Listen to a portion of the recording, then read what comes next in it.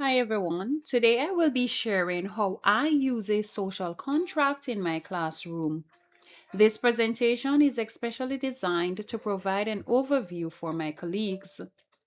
I will explain what a social contract is, how it is created with students, and how it can be used throughout the school year. Let's get into it. A social contract is more than a list of classroom rules. It is a shared agreement between the teacher and students about how we want to treat one another in our classroom.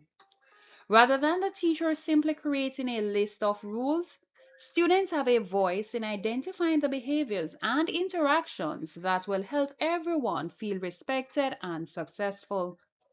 The goal is to build ownership. Students understand that these aren't simply rules that the teacher created, these are commitments that we created together.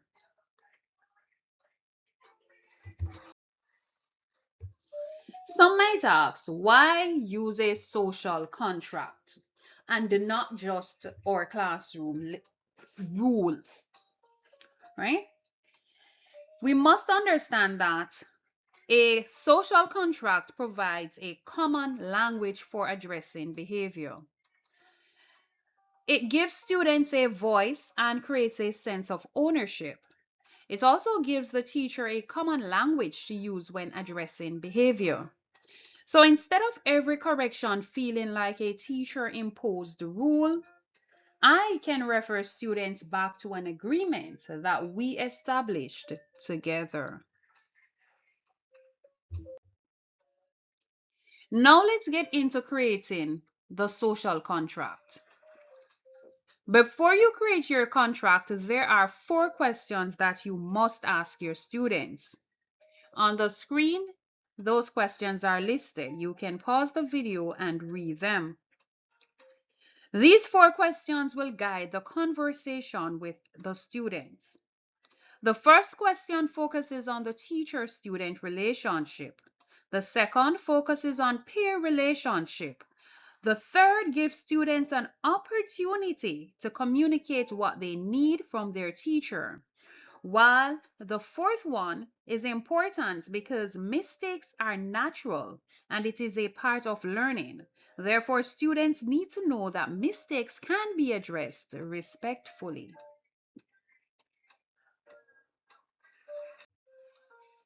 And when you're creating your contract, the process is of such.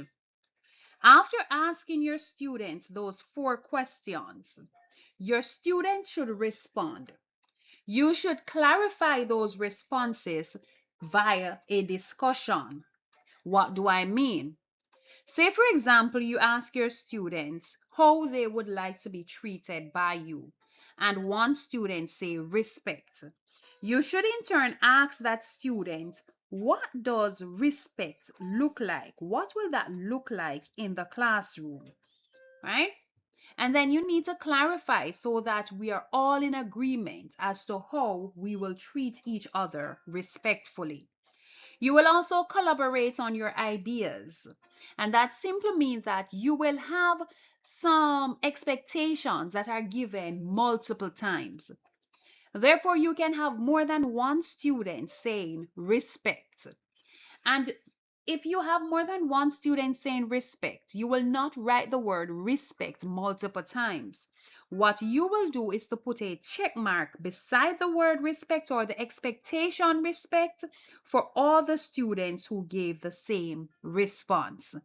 And of course, when you are finished writing all the responses from your students based on the questions that you ask, all of you should agree on the established expectations that were shared. And finally, you must commit to this or to these expectations by signing your signature or signing your name on the contract. And not only the student signing, but also the teacher. Now, here's a clearer visual representation of what your contract will look like.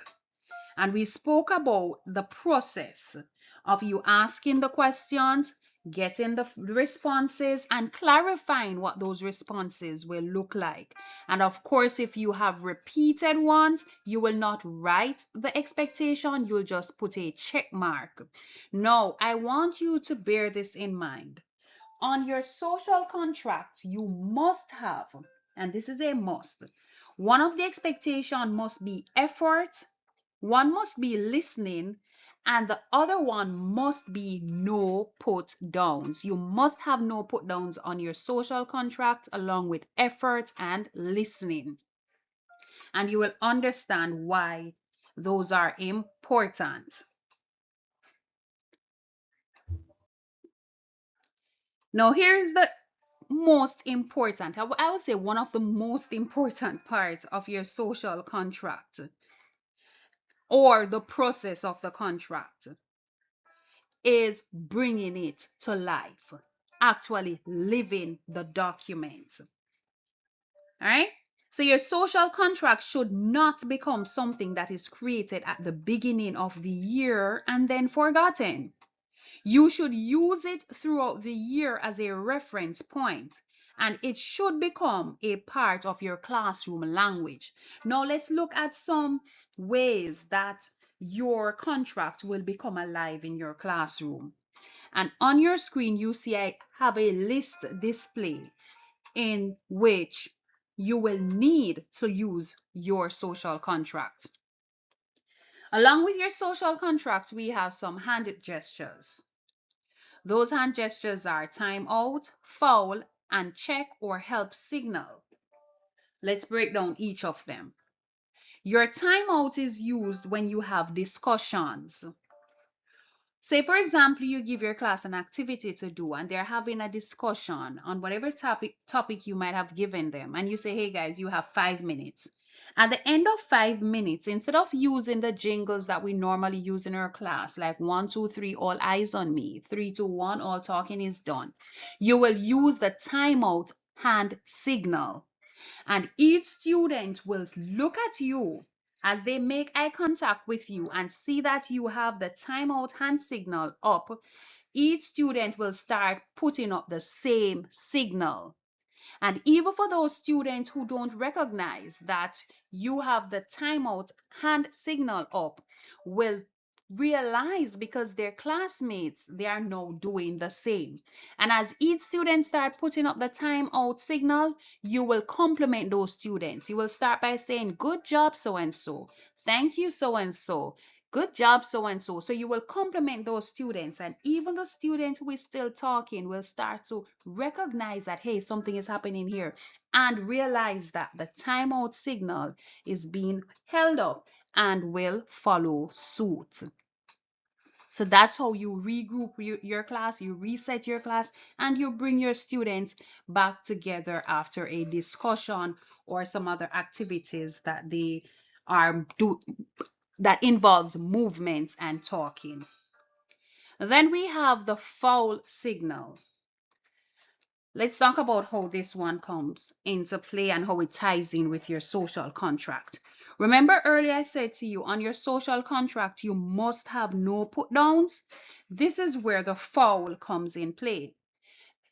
If a student offends another student, if you, the teacher, offend a student, if you, the teacher, offend another colleague, if a student offend you, vice versa, wherever the offense is, the person who was offended is required to put their hand across their chest and say foul. Hand across the chest or the heart and say foul.